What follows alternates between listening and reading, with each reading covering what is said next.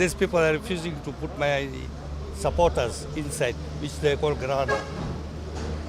And now they refuse, and they don't have a court order or nothing they have. They just want to close the gates, and my supporters, they're all outside, more than 200 people. And they want to do election. The boycott, the election is not on my hand. We have to go through election.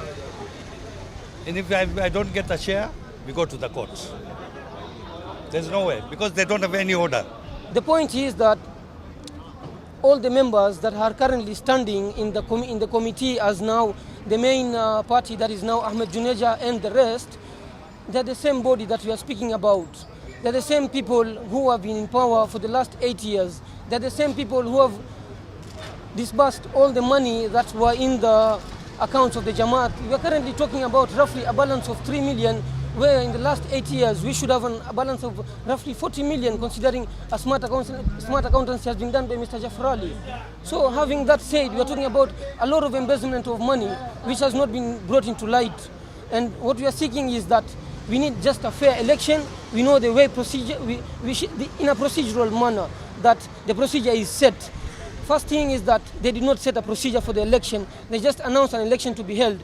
We do not know who is going to vie for the election as a chairman until when we go into the hall. That's when we are going to know who the current chairman would be or the aspirant chairmans would be. Up to now, there is no formal written communication to tell us that we are not part of this Jamaat.